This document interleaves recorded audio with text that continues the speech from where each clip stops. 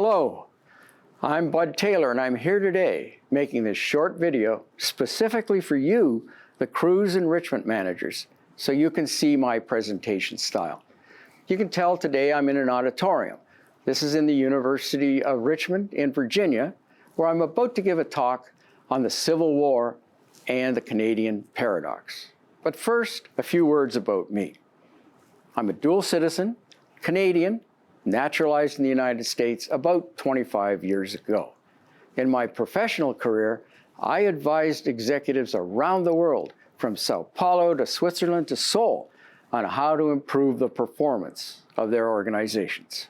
I'm also an author, written an award-winning book, Customer-Driven Change. I've used this book and other writings to create a professional speaking career, where I talk about the social, political, and economic impacts of business activities like strategy, change, culture, and innovation.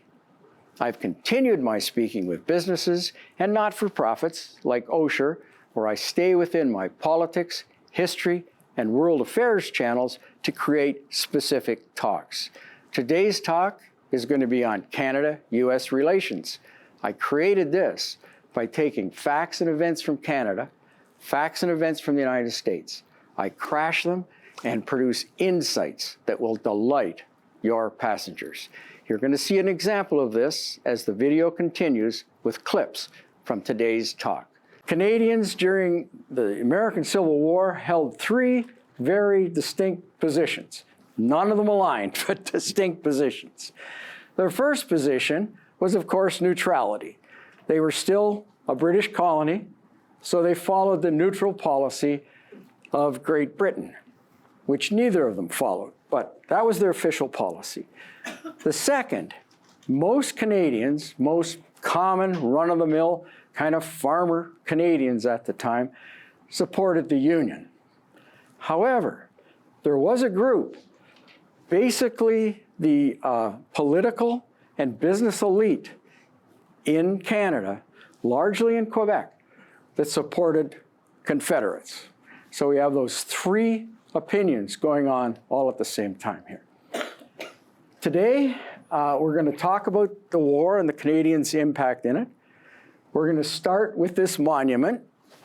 It's a monument dedicated, but known as the Blue and Gray, who are reenactors in Ontario and Quebec, who got the monument dedicated to the 40,000 Canadians who fought in the US Civil War.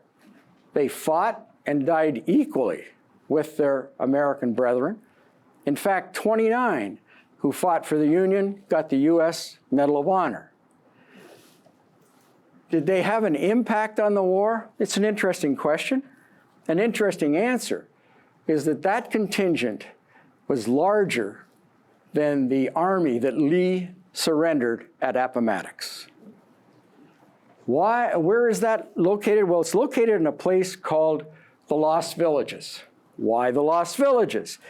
Well, in 1950s, late 1950s, 58 around in there, through eminent domain, the Canadian government expropriated a lot of that land, moved the dirt around, and flooded it for the St. Lawrence Seaway, and taking with it many villages. Today, we're going to focus on part one, which is about the Union. Here, we're going to talk about abolition, which is a big issue. I'll talk about some of the stories of Canadians who were involved and fought in the war, and I'm going to give you a summary. Next week, we get a totally different story. We get the Confederacy. That starts out with a discussion of sedition. Again, I'm going to talk about some of the main characters. We'll summarize it. As always, the deck that I give you has a lot of references in it. I've put book titles in there. I've put links to websites. So if you really feel compelled, you can continue your education with that. Any questions before we move along? I think we're solid. Oh, got a question? I'm sure we'll get to it. Did the Canadians get a U.S. pension? We'll get to it. Okay. How about women? We'll get to that too. You've nailed them all. Class dismissed. He nailed them all. We will get to both of those. And if I forget, remind me, but it's in here. Well, this is about 1800, and most of the slaves are going to be loyalists that somehow came from the Americas, okay? The Maritimes has the most for the reason I just expressed. They had larger populations, you know. New England was a larger population at that time.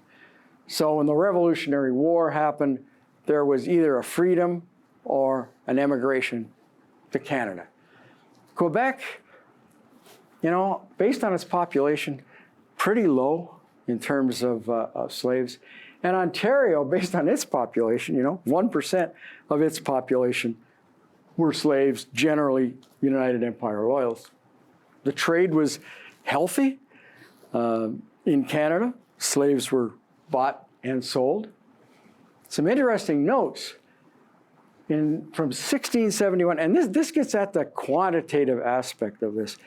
You know, there's such a false equivalency sometimes when Canadians compare themselves to Americans, right? But when you look quantitatively at it, sometimes it's not as much of an issue as Canadians want to believe. That's my opinion. 1671 to 1834, abolition, like that's a long time, right? There were about 4,200 slaves throughout that whole period in Ontario and Quebec. And about a third of them were Black. The other 2/3 were Indigenous. Thank you for listening. I hope this has been valuable, and I hope to hear from you soon.